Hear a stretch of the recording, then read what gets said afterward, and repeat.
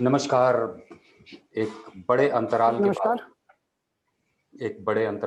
हम लोग वापस चैनल पे चर्चा के लिए उपस्थित हुए हैं। आज हमारे साथ हैं ब्राह्मण एकता अस्मिता सहयोग संस्कार मंच के अध्यक्ष श्री राकेश चतुर्वेदी जी।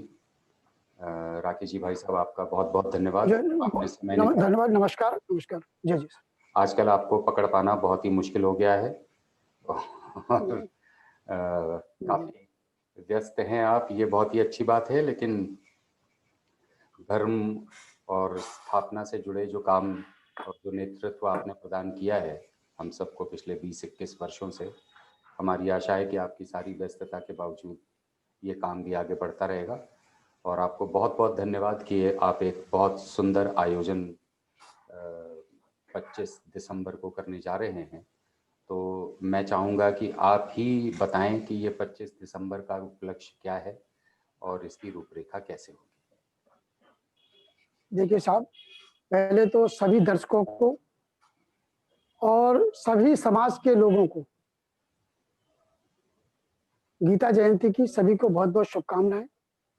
25 दिसंबर को गीता जयंती है। गीता जयंती के उपलक्ष्य में हमें गीता से क्या प्रेरणा लेना चाहिए और गीता का सार क्या है, इस सब की जानकारी के लिए ब्राह्मण एकता अस्मिता सहयोग संस्कार मंच के नेतृत्व में सर्व समाज को समर्पित एक कार्यक्रम का आयोजन राम जानकी मंदिर, जानकी नगर, चूना भट्टी में शाम 5 बजे आयोजित किया जा रहा है। इस कार्यक्रम में की जो रूपरेखा है वो इस तरीके से है। इस कार्यक्रम की अध्यक्षता प्रमुख सचिव ग्रामीण पंचायत ACS मनोज श्रीवास्तव जी करेंगे। कार्यक्रम में मुख्य अतिथि के रूप में भारतीय जनता पार्टी के प्रदेश अध्यक्ष एवं सांसद विष्णुदत्त शर्मा जी एवं मध्य प्रदेश विधानसभा के प्रोटेम स्पीकर पंडित रामेश्वर शर्मा जी के साथ में मध्य भारत प्रांत के संगठन मंत्री विश्व हिंदू परिषद राजेश तिवारी जी, हम सबको गीता जयंती के उपलक्ष्य में गीता जयंती को हमें किस तरीके से गीता का सार क्या है और उससे हमें हर समाज के लोगों को क्या प्रेरणा लेनी चाहिए, इस पर चर्चा में हम सबके बीच में रहेंगे। जो हमारे लिए मार्गदर्शन करेंगे मनोज श्रीवास्तव जी इसकी अध्यक्षता करेंगे। और आप सभी को मालूम है कि विगत वर्षों में धर्मश्व के प्रिंसिपल सेक्रेटरी आप रहे हैं। आपके माध्यम से धर्म को किस तरीके से आगे बढ़ाया जा सकता है, इन्होंने उस पर बहुत चिंतन किया है और हम सब लोगों को मार्गदर्शन करने के लिए 25 दिसंबर को वो उपस्थित रहेंगे।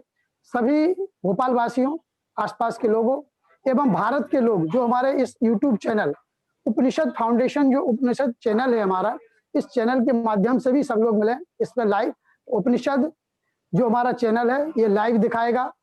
तो मेरा सभी से अनुरोध है कि ठीक 5 बजे जो लोग उपस्थित होकर इस कार्यक्रम में सम्मिलित होना चाहते हैं तो राम जानकी मंदिर में ठीक पहले 5 बजे पहले आओ पहले पाव के आधार पर अपना स्थान ग्रहण करें, क्योंकि स्थान भी सीमित है और कोविड-19 की सभी शर्तों का पालन करते हुए यह आयोजन किया जा रहा है। इसलिए सोशल डिस्टेंस भी रहेगी। वहां पर सभी को, जो दर्शक आएंगे यहाँ पर, उन सबको सैनिटाइज किया जाएगा। इसके बाद में जो हमने रखा है खिचड़ी का प्रसाद, खिचड़ी के प्रसाद का वहां पर वितरण होगा। तो जो भी दर्शक वहां पर उपस्थित हो रहे हैं, एक सीमित स्थान है, सीमित लोगों को आमंत्रित वहां पर पहुंचे, पहले पाव पहले के आने के हिसाब से अपना स्थान ग्रहण करें और उसमें सम्मिलित रहें। मेरा सभी भोपाल वासियों से और सर्व समाज के लोगों से एक ही अनुरोध है कि ठीक 5 बजे इस कार्यक्रम में उपस्थित हैं और इसका धर्म लाभ है। जी, तो गीता जयंती जो है एक अकेले कुरुक्षेत्र में जो है इसको मनाया जाता है। ये शायद भोपाल और ख़ास तौर पे राम जानकी मंदिर दूसरी ऐसी पवित्र भूमि होगी जहाँ से गीता जयंती की शुरुआत की जा रही है। तो राकेश जी, क्या ये सिर्फ इसी वर्ष मनाया जाना है या ऐसी कोई बात है कि इसको आगे भी कंटिन्यू करना है? हम कैसे चाह रहे हैं गीता जयंती को हम आगे कैसे लेकर के चलेंगे? रितेश जी, मैं आपको बता दूं, ब्राह्मण एकता अस्मिता सहयोग संस्कार मंच का मुख्य उद्देश्य है सर्व समाज को धर्म के प्रति जागृत करना। ठीक है, इसी उद्देश्य को लेकर ब्राह्मण एकता अस्मिता सहयोग संस्कार मंच जो भी आयोजन अपने हाथ में लेता है उस आयोजन को निरंतर जारी रखता है। फिर गीता जयंती का आयोजन तो हम सर्व समाज के माध्यम से सर्व समाज को आगे लेकर कर रहे हैं।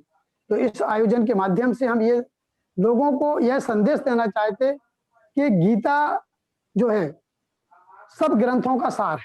उस ग्रंथों के सार के अनुसार हम सबको उसकी जानकारी भी होना चाहिए ना। और यदि जानकारी कैसे होगी, तो इसके लिए हमने यह जो आयोजन इस वर्ष जो रखा है ये निरंतर हर वर्ष रहेगा। जैसे अगली बार जो है 2021 में शायद 14 दिसंबर को पड़ेगा, तो 14 दिसंबर का जो आयोजन होगा, यदि हम इस वर्ष तो इसको बृहद रूप में इसलिए नहीं कर पा रहे हैं कि कोविड-19 की हमारी कुछ मर्यादाएं हैं और शासन की जो गाइडलाइन है, हम उस गाइडलाइन का हमें पालन भी करना है, इसलिए हम उसको बृहद रूप में नहीं कर सकते। परंतु ये जरूर हम चाहेंगे कि हमारे यूट्यूब चैनल के माध्यम से हर समाज का व्यक्ति इससे जुड़े और इसका लाभ ले, जिससे कि हमें उसकी जानकारी पूर्ण रूप से हो सके। जी, तो ये जो दर्शक आना चाहते हैं अमूमन जी कल्प कर्म होता है तब आरती इत्यादि में काफी लोग उपस्थित होते हैं, लेकिन गीता ज्ञान और कर्म के योग की चर्चा करता है, तो इसमें तो चर्चा काफी गंभीर और काफी ज्ञानवर्धक ज्ञानवान बातें रहेंगी। तो आप उन दर्शकों को क्या कहना चाहेंगे जो ज्ञान की बातों की शुरुआत होते ही उनको नींद आनी शुरू होती है और वो ऊँघना शुरू कर देते हैं? वैसे लोग भी आमंत्रित हैं या कुछ खास किस्म के लोगों को ही आप आमंत्रित करना चाहेंगे? नहीं, मैंने आपको इससे पहले भी बताया है रितेश जी, हमारा उद्देश्य धर्म को आगे बढ़ाना है और इस कार्यक्रम में वही व्यक्ति आएंगे, ये मुझे विश्वास है, जो व्यक्ति वाकई में धर्म को समझना चाहते हैं, जो उसका ज्ञान का उपयोग करना चाहते हैं। क्योंकि हमारे बीच में जो हस्तियां आ रही हैं वो भी धर्म को कहीं ना कहीं बहुत आगे ले जाना चाहती हैं और उनको भी एक विषय दिया गया है। वो जो विषय दिया गया है, हम आपके लिए अभी हमने एक आमंत्रण पत्र जारी किया है जो कि किसी तक नहीं पहुंचेगा, केवल हमने एक उसकी डिजाइन बनाकर फेसबुक व्हाट्सएप के माध्यम से ही आप सब तक, माने जितने भी हमारे दर्शक हैं उन लोगों तक पहुंचेगा।